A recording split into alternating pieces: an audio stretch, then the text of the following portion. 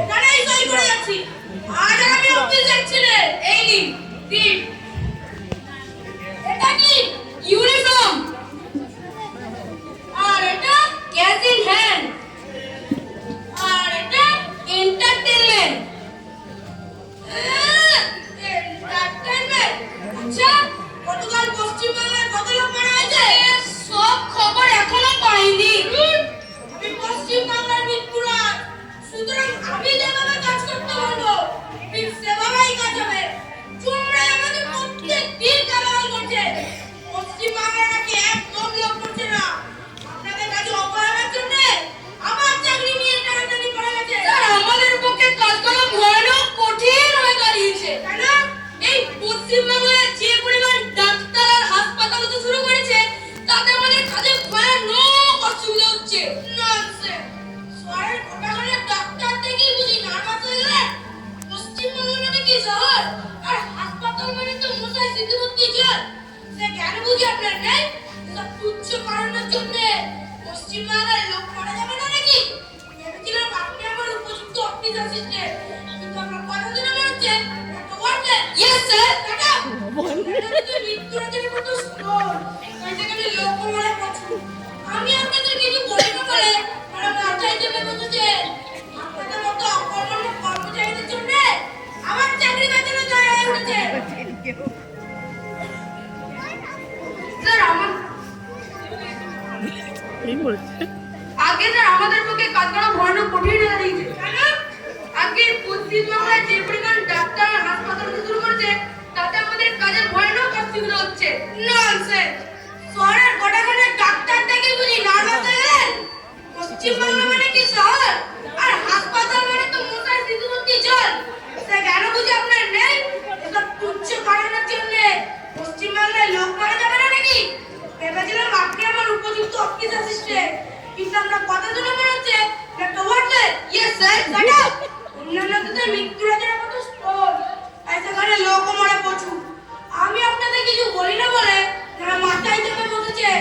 আপনাদের মতো নকর্মণ্য কর্মচারীদের জন্য আমার চাকরি নিয়ে টানাটানি পড়ে আছে।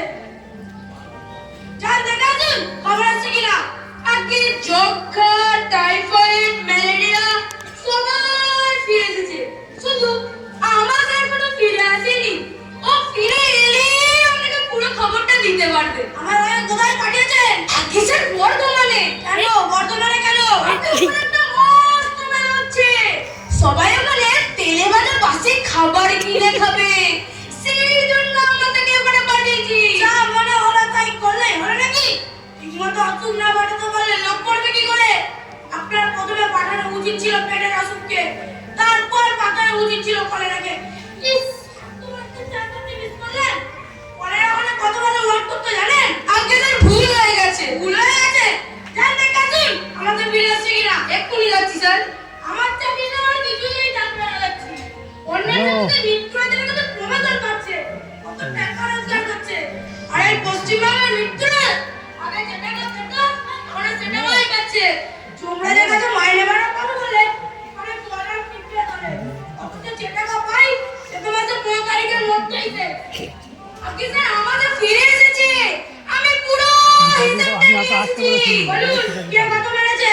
আগে যক্ষা মেরেছে 24 জন, টাইফয়েড মেরেছে 12 জন, নিউমোনিয়া মেরেছে 7 জন, ক্যান্সার মেরেছে 4 জন, আমাশা মেরেছে 1 জন, ম্যালেরিয়া 1 জনকেও মারতে পারেনি স্যার। ম্যালেরিয়া 1 জনকেও মারতে পারেনি? না স্যার। তবে আর ওনাকে বকি বকি মারিয়ে দেয় কি লাভ? ডাকুন তাকে ম্যালেরিয়াকে। ও ভেবেছে নাকি এই সমস্ত অকর্মণ্য কর্মচারীদের জন্য আমার চাকরি নষ্ট করবো? লাভ করে না, আসুক একবার। এই যে ম্যালেরিয়া, বলি জমপুরির টাকাটা কি গাছে পড়ে নাকি? কেন স্যার? কেন স্যার? গতকাল যে তুমি পশ্চিমবাংলায় একটা লোকও মারতে পারলে না, তার বেলায় টাকাটা কি তুমি কম নেবে নাকি? আমি কি করবো স্যার? আজকাল মশাগুলো আমাকে হেল্প করছে না। কেন? পাকিস্তান থেকে রিফিউজি এসে সমস্ত জঙ্গল কেটে মশাগুলোকে রিফিউজি বানিয়ে ছেড়ে দিচ্ছে, আর মশাগুলো বাস্তবে ঘুরে বেড়াচ্ছে। নইলে আগে তো দেখেছেন আমি গ্রামে গ্রামে চা বাগানে কত লোক মেরেছি, তখন আমার আদর ছিল। এখন আমার বয়স হয়েছে, তাতে আবার সব জায়গায় শহরে পরিণত হতে থাকে, তাহলে